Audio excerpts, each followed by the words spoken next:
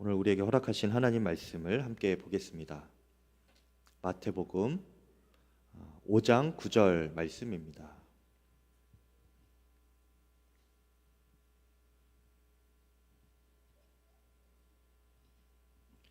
마태복음 5장 9절 말씀입니다.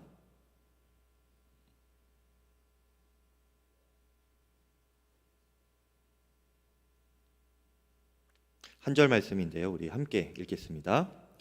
화평하게 하는 자는 복이 있나니 그들이 하나님의 아들이라 일컬음을 받을 것임이요. 아멘. 자, 하나님의 말씀입니다. 오늘 말씀에 이 화평하게 하는 자라는 표현 속에는 두 가지 의미가 담겨 있습니다. 화평하게 하는 자. 먼저는 화평을 만드는 자라는 뜻이 담겨져 있습니다. 피스메이커라고도 할 수가 있겠어요. 영어로는 화평을 만들어 낼 수 있는 자, 화평을 만드는 자. 그것이 화평하게 하는 자라는 표현 속에 첫 번째 의미가 있고요. 또 한 가지는 화평하게 하는 자. 여기에 강조점이 있습니다. 하게 하는 자. 아니었는데 되게 만드는 사람이라는 뜻이 있는 거예요. 그러니까 화평하지 않았었는데 화평하게 되도록 그렇게 만들 수 있는 사람, 그것이 화평하게 하는 자에 담긴 뜻인 것입니다. 어떻게든 평화를 이루기 위하여서, 평화가 임하게 하기 위하여서 적극적으로 애쓰는 사람입니다. 어떻게 애쓴다고요? 적극적으로 애쓰는 사람. 이것을 잊어버리지 마시기 바랍니다. 제가 이따가 또 다룰 건데요. 화평하게 하는 자, 화평이 이루어지도록 적극적으로 노력하는 사람, 역할을 하는 사람이라는 말입니다. 이 두 가지 의미가 담겨져 있는 거예요. 화평은 또 크게 두 가지 영역에서 이루어집니다. 먼저는 어느 관계에서냐? 하나님과 사람 사이의 관계에서 이루어지는 화평인 거예요. 또 하나는 누구와 누가 화평하게 돼야 됩니까? 하나님과 사람과 화평하게 되었다면 이후로는 사람과 사람 사이에 화평하게 되어야 되죠. 그래서 그렇게 두 가지 영역에 화평이 있겠습니다. 먼저 하나님과 사람 사이의 화평은 어떻게 이루어지느냐? 오직 십자가로만 이루어집니다. 죄로 인하여서 하나님과 우리 사람 사이의 관계도 끊어졌고요. 그리고 화평했던, 화목했던 그런 관계가 어그러졌습니다. 죄로 인하여서. 그런데 그것을 다시 회복하신 것이 바로 예수님의 십자가예요. 예수님의 십자가 외에 하나님과 우리 사이의 관계를 다시 이어줄 수 있는 길은 없습니다. 그렇죠? 그것을 구원이라고도 하는데요. 동시에 하나님과 우리 사이에 끊어졌던 그 화평도, 무너졌던 그 화평의 관계도 다시 회복할 수 있는 것은 오직 예수 그리스도의 십자가인 것이죠. 골로새서 1장 20절에 보면 그의 십자가의 피로 화평을 이루사 만물 곧 땅에 있는 것들이나 하늘에 있는 것들이 그로 말미암아 자기와 화목하게 되기를 기뻐하심이라 말씀하였습니다.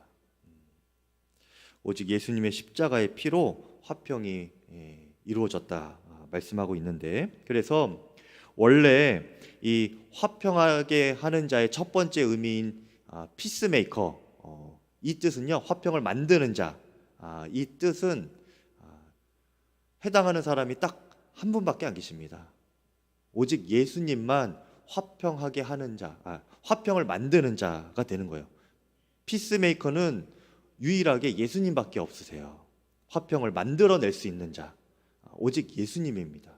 오리지널은 예수님 한 분이에요. 그렇죠? 오리지널은 딱 하나죠. 네, 여러 개 있으면 뭡니까? 이미테이션이죠.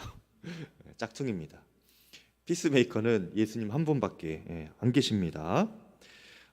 그러면 우리는 무엇일까요? 우리는 우리는 그럼 이 말씀이 무슨 의미가 있을까?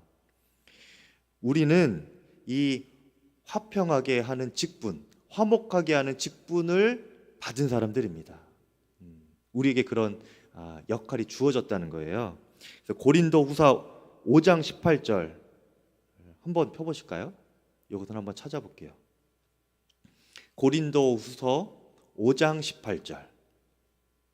우리 양평교회 성도님들은 성경책을 다 가지고 오셔서 제가 얼마나 감사한지 모릅니다. 고린도후서 5장 18절. 거기 한번 읽어보겠습니다. 고린도후서 5장 18절 시작. 모든 것이 하나님께로서 났으며 그가 그리스도로 말미암아 우리를 자기와 화목하게 하시고 또 우리에게 화목하게 하는 직분을 주셨으니 라고 했죠.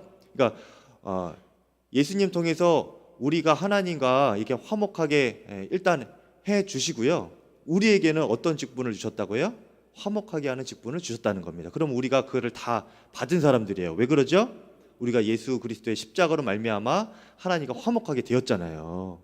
그렇죠? 여러분 다 그렇게 되신 거죠? 그렇게 구원을 받으신 분들입니다. 그러면 그 말은 무엇이냐? 나는 이 화목하게 하는 직분을 받은 사람이구나. 이렇게 생각하면 되는 거예요. 그렇기 때문에 오늘 이 마태복음 5장 9절 말씀이 우리에게 적용이 될 수가 있는 것입니다. 그러니 우리가 먼저 할 일은 예수님으로 인하여서 나와 하나님과의 관계가 다시 화평하게 되었음을 믿는 것, 이것이 먼저겠고요.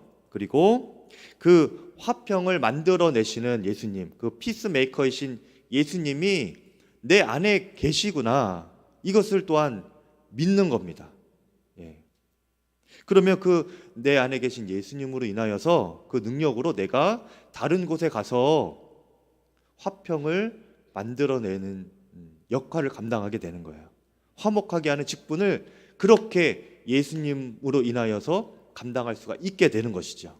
이 두 가지를 믿으시면 됩니다.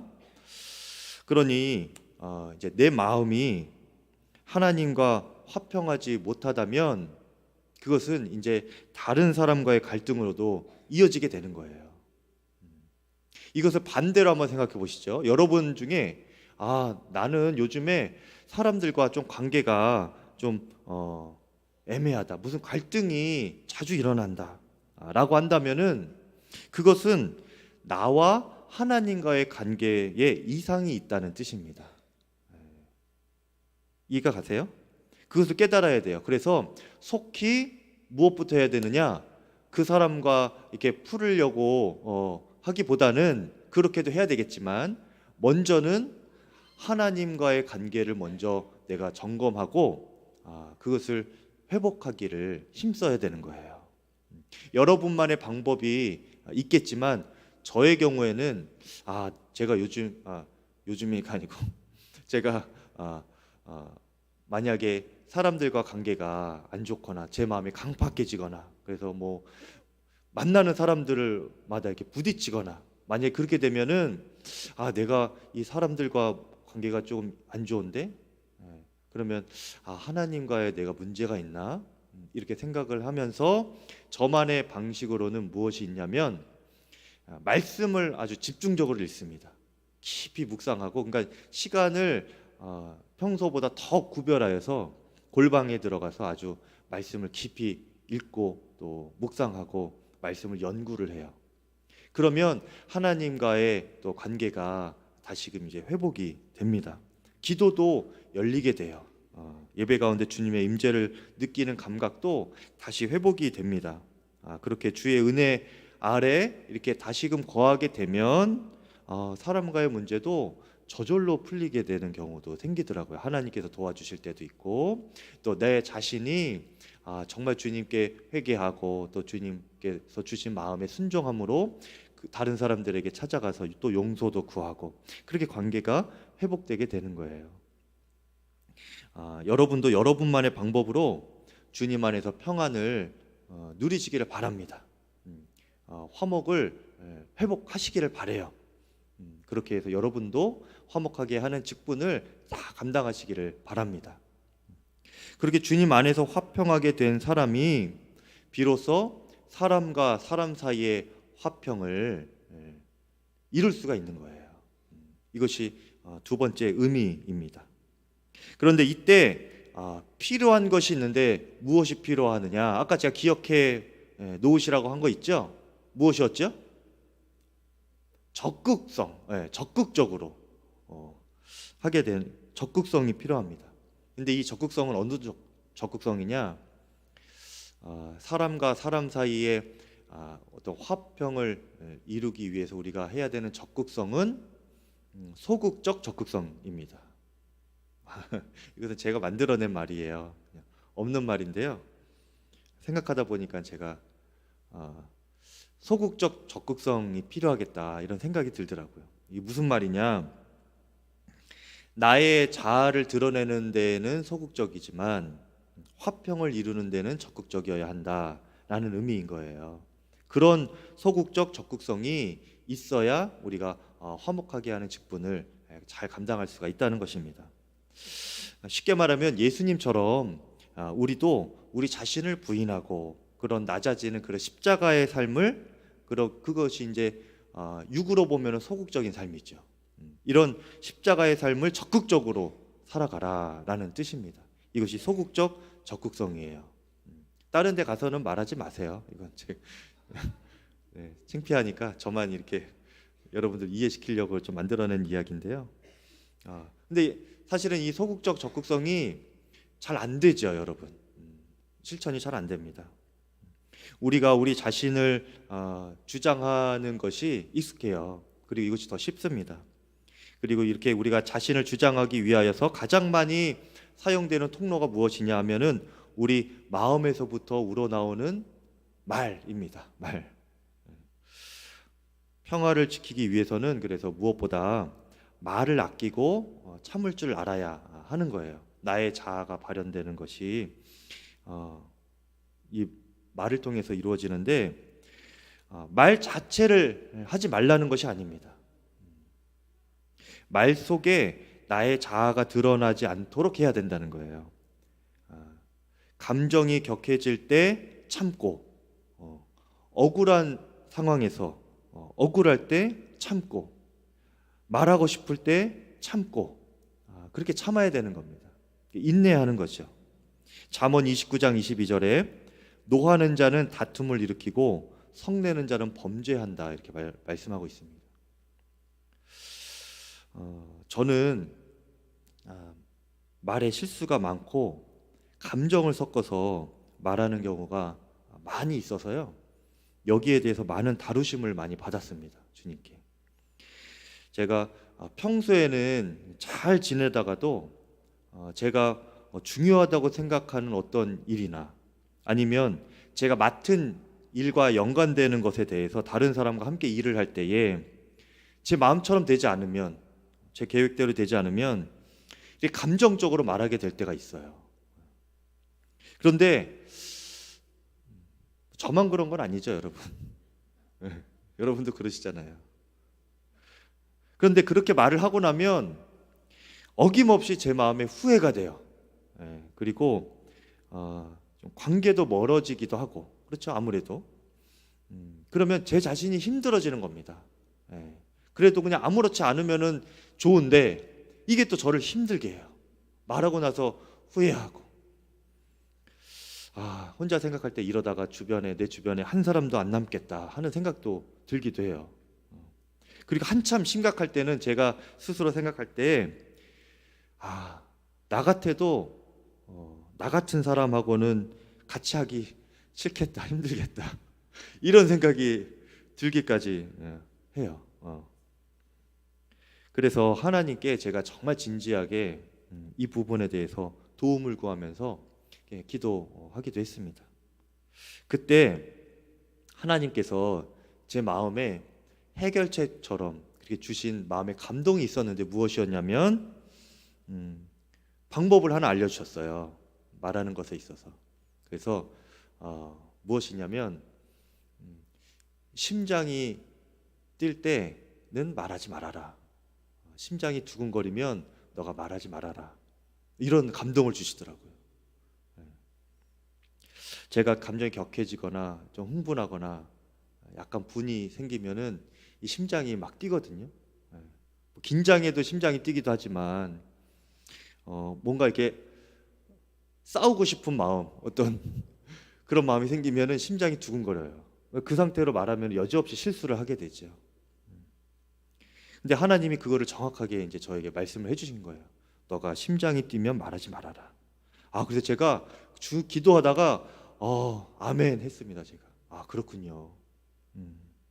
감정이 격해질 것 같으면 일단 말을 멈추라는 거예요. 내가 옳다고 생각해도, 그리고 이것을 빨리 결정해야 되고 정말 중요한 결정이라고 생각을 해도 내가 감정이 격해질 것 같으면 일단 말을 멈추라는 겁니다. 왜냐? 화평이 더 중요하기 때문에 그렇지. 여러분의 말은 어떠신가요? 말을 통해서 화평이 이루어지는 편이신가요? 아니면 다툼이 더 일어나는 편이신가요? 우리의 마음에서부터 우러나오는 말이 어떤지 우리 한번 점검해 볼 수 있기를 바랍니다. 그리고 또 이것은 단지 그냥 말만 해당하는 것이 아니에요. 말뿐만이 아니고 우리가 굳이 말을 하지 않아도 그 마음에 화를 품으면 안 되는 겁니다. 왜냐? 여러분, 무언의 언어도 다 전달이 되지요. 상대방에게 다 이렇게 표현이 됩니다. 그러니까 우리가 마음으로도 또 화를 품지 말고 노하는 분을 내는 그런 마음을 갖지 않아야 합니다. 마음에서부터 또 말이 나오니까 우리가 입술과 마음에서 분을 또 조급한 말을 하지 않기를 바랍니다. 그것이 화평을 이루는 길인 거예요. 세상 사람들은 평소에는 점잖게 아주 평화를 지키는 듯 하다가 젠틀하게 다른 사람들과도 지내는 것 같다가도요, 자신이 중요하다고 여겨지는 문제가 있을 때 그런 문제 앞에 사람들은 자신의 생각을 잘 포기하지 못합니다. 자신이 주장하는 말을 포기하지 못해요. 평화가 깨지든 말든 그것은 중요하지 않고, 중요한 것은 자기 주장과 자기 이익과 나의 말, 내가 옳다고 생각하는 그런 표현, 이것이 더 중요하다. 이것을 적극적으로 표현해야 된다. 이렇게 생각을 하거든요. 그런데 하나님 믿는 사람들에게는 더 중요하게 여겨야 될 것이 그 반대입니다.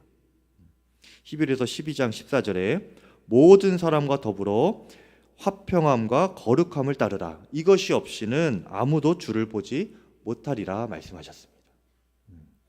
쉽게 말하면 싸우는 것, 갈등하게 되는 것, 이것은 주님 안에서는 있을 수가 없는 일이라는 겁니다. 너희가 주님을 보고 싶으면 싸우지 말라라는 거예요. 모든 사람과의 관계 속에서 자신의 이익이나 주장이나 옳고 그름을 따지는 것보다 더 중요한 것이 화평을 이루는 것이다.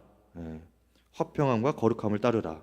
이 화평을 이루는 것에 더 중요한 가치를 너희가 두어야 된다. 그래야 하나님을 볼 수 있는 하나님의 자녀들, 그리스도인이라는 것입니다. 여기서 여러분, 모든 사람이라고 했죠. 모든 사람.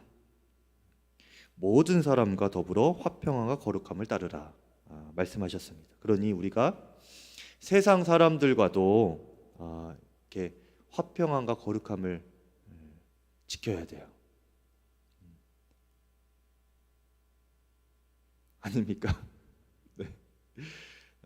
세상 사람들과도 화평해야 되고요. 화목을 유지해야 되고, 그리고 여기에는 교회 안에서 교회 사람들과도 화목해야 된다라는 표현이 다 담겨 있는 거예요. 모든 사람이라는 거예요. 감자탕 교회로 유명한 서울의 광염교회가 있습니다. 광염교회. 그 교회는 특징이 좀 어려운 이들을 돕는 그런 사역이 특징이에요. 선교와 구제, 그리고 특별히 어떤 재난을 당하고 어려움을 당한 곳에는 이 광염교회가 가장 먼저 출동을 합니다. 그것을 사명으로 여기는 교회예요. 굉장히 독특한 교회죠. 그래서 헌금이 들어오면 대부분의 재정을 다 그렇게 돕는 일에 사용을 합니다. 그것과 동시에 당연히 그런 일들을 섬길 성도님들의 헌신과 또 섬김이 많은 교회이기도 하죠. 그러겠죠, 여러분. 그런데 그 교회에 이제 담임하시는 조연선 목사님이시거든요. 그 목사님이 하루는 너무나 헌신하시고 또 사역 많이 하시고 이런 성도님들이 너무 귀하시기도 하잖아요. 그런데 하루는 진짜 작정을 하고 강하게 당부하신 말씀이 하나가 있대요. 무엇인가 하면 성도님들 사역을 하다가 절대로 싸우지 마십시오. 성도님들 중에는 우리가 다 잘해보려고 교회를 위해서 또 주님 일을 위해서 사명을 위해서 우리가 사역을 하는 것 아닙니까? 열심히 하려고 하다 보면 또 싸울 수도 있지. 그렇게 말씀을 하시는데 다 잘해보려고 하는 것이라고 말씀들을 하시는데 그럴 거면 그렇게 싸울 거면 잘하지 마십시오. 이렇게 말씀하셨대요. 잘해보려고 싸울 거면 잘하지를 마십시오. 무슨 말입니까? 화평이 더 중요하다는 거예요. 화목함이 더 중요하다는 겁니다. 교회는 하나님의 사랑을 흘려보내는 파이프다. 이것이 이 목사님의 목회 모토예요. 그런데 그 사랑을 흘려보내는 파이프가 이 교회인데 성도들이 서로 싸우고 분열하면 그 파이프에서 무슨 선한 것이 흘러나가겠느냐 하는 거예요. 여러분, 새신자가 교회에 찾아와도 성도들끼리 사역하다가 교회 분위기 어려우면 그냥 갑니다, 여러분. 이 교회 뭔가 이상하다 하고 그냥 정착 못하고 그냥 가는 거예요. 사역은 열심히 해야 하는데 영혼을 구원하지는 못하는 거예요. 이건 뭐 아이러니하는 건 아닙니까? 교회의 사명이 영혼 구원인데 사역이 무슨 의미가 있겠습니까? 잘해보려고 하고 또 옳고 의로운 일을 위하여 우리가 정말 한다면 더욱 우리의 마음과 말이 서로 연합하고 화평을 이루는데 힘써야 하는 겁니다. 그래야 의로운 열매도 있는 거예요. 야고보서 3장 18절에 화평하게 하는 자들은 화평으로 심어 의의 열매를 거두느니라 말씀하였습니다. 화평으로 심어야 의의 열매를 거둔다는 거예요. 화평으로 하는 것이 정답이라는 말입니다. 과정 자체가 화평이 되어야 된다는 거예요. 잘하려고 싸울 거면 아예 잘하지 마십시오, 여러분도. 화평이 중요합니다. 서로 하나 돼야 그 교회를 통하여서 하나님의 사랑이 파이프 교회 또 성도들을 통하여 흘러나가는 것이죠.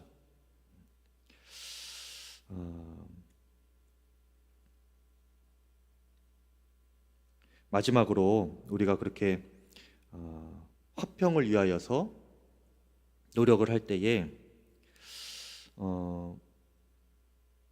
우리 삶에 우리 자신이 다른 사람들과 화평하는 것도 너무나 중요하지만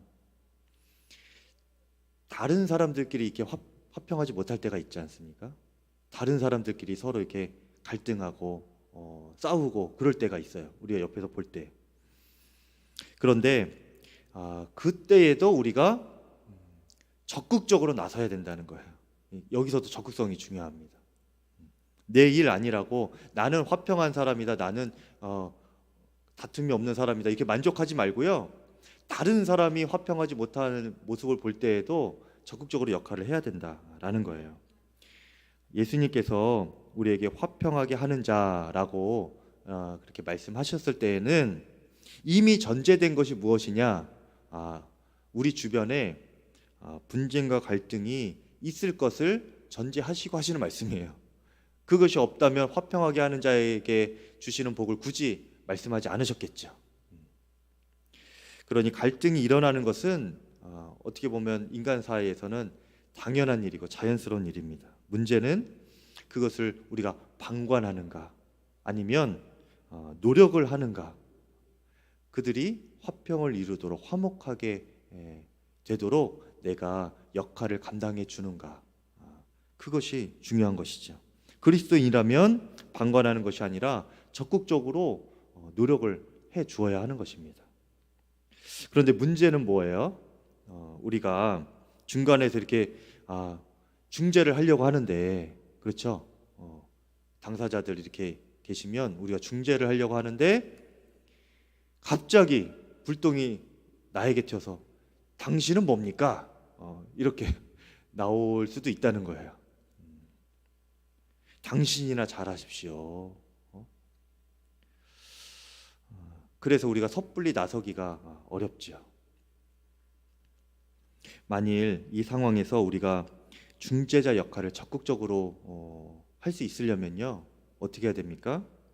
모두에게 존경받는 그런 권위가 우리에게 있어야 돼요. 그것이 있어야 우리가 화평하게 하는 화목하게 하는 직분을 감당할 수가 있는 것입니다.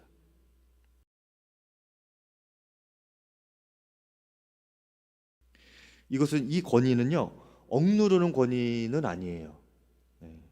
내가 무슨 말을 했을 때 양 당사자들이 또 주변의 모든 사람들이 다 받아들여질 만한 그런 말을 하고 내 존재가 그런 사람이 되어야 합니다. 당신 지난번에 보니까 당신도 이렇게 싸우더만.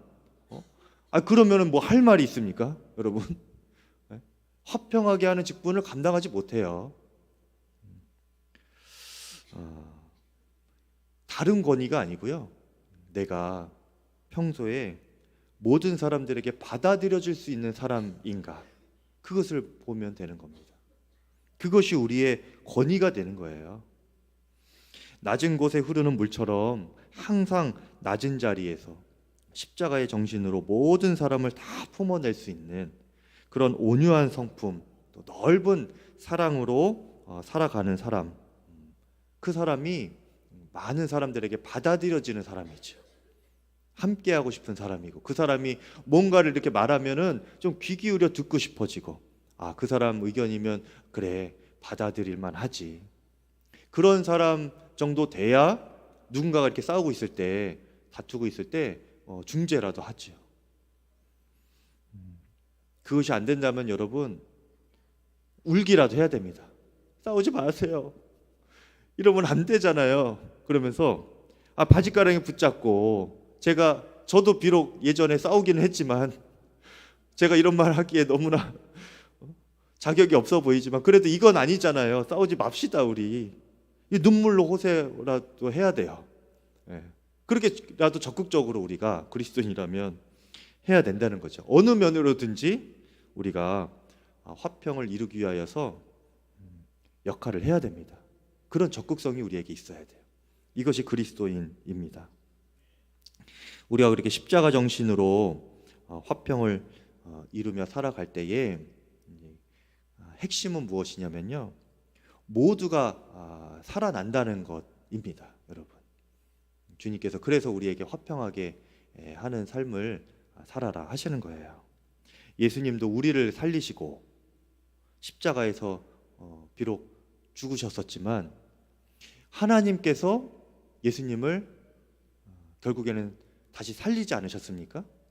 그러니까 예수님은 정말 낮은 자리까지 다 내려가심으로 우리와 하나님과 사이의 관계를 화평하게 하시고 자신은 사라진 것 같지만 결국 예수님도 하나님께서 다시 살리신 거예요.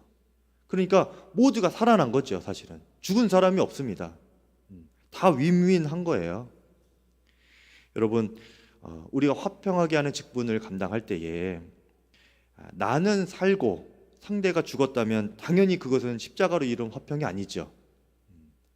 반대로 나는 밟히고 나는 그냥 죽기만 하고 다른 사람만 살아났다면 그것도 십자가의 화평은 아닙니다. 주님께서 원하시는 화평이 아니에요.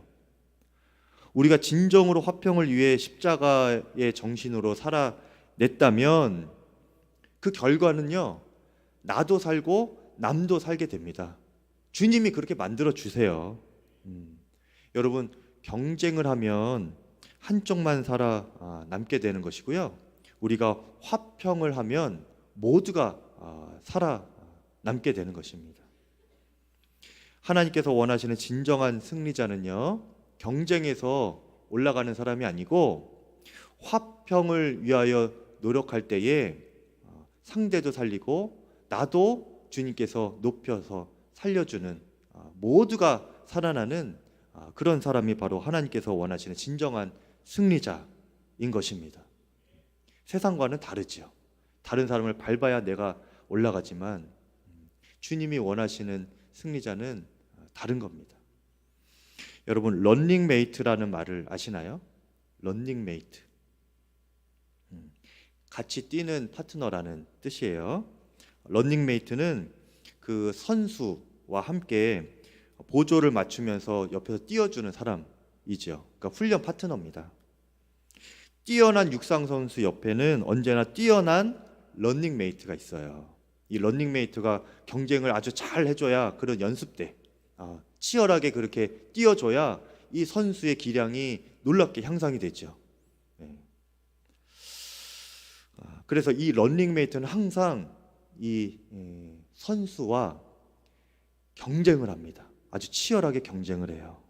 그런데 그의 경쟁은 자신만을 위한 것이 아닙니다. 런닝메이트의 경쟁은 무엇을 위한 거죠? 이 선수를 위한 것이에요. 연습할 때 선수와 경쟁에서 이겨도 그것은 런닝메이트 자신의 유익이 아니라 그 선수를 더 강하게 훈련시키기 위한 것입니다. 그리고 나서 그는 경기에는 막상 나가지는 않아요. 경기에는 누가 나가요? 선수가 나갑니다. 선수를 빛나게 하고 자신은 보이지 않는 곳에서 그렇게 사라지는 것이죠. 그런데 그렇게 해서 결국 이 선수가 경기에 나가서 메달을 따고 승리하고 하면 어떻습니까? 이 런닝메이트가 기분이 어떨까요? 좋지요, 여러분. 자신은 사라지고 뒤에 있어도 이 런닝메이트의 목적이 무엇이었어요? 선수를 높이는 거잖아요. 그러니까 선수가 잘 되면 나도 좋은 겁니다. 런닝메이트의 경쟁은 자신의 유익으로만 끝나지 않아요. 남도 살리고 나도 살아나는 그런 역사가 있는 거예요. 그리스도인의 승리가 바로 이와 같습니다, 여러분. 우리가 화평을 이루는 자가 되면 바로 이런 승리를 얻게 되는 거예요. 하나님께서 상대방도 나를 통하여 살려주시고 나도 그냥 낮아지고 바닥에 떨어진 상태로만 놔두지 않으세요. 나도 주님께서 높여주십니다. 누구든지 자기를 높이는 자는 낮아질 것이요 스스로 자기를 낮추는 자는 주님이 높여주실 것이라 약속하셨지 않습니까? 우리가 그렇게 나도 살고 남도 살려내는 그런 화목하게 하는 직분을 다 감당하실 수 있기를 간절히 축복합니다. 예수님이 그렇게 하셨어요. 그리고 이것이 하나님의 성품이기도 합니다. 모두를 살려내시는 것이 하나님의 목적이에요. 하나님의 마음이고 그것이 하나님의 방법입니다. 나만 살아나는 것은 의미가 없어요. 그래서 이 화목하게 하는 자, 화평하게 하는 자는 그들이 하나님의 아들이라 일컬음을 받을 것이며 이런 복을 주신 겁니다. 제가 여러 번 말했지만 아들이라고 해서 자매분들은 실망하실 필요가 없습니다. 딸도 마찬가지예요.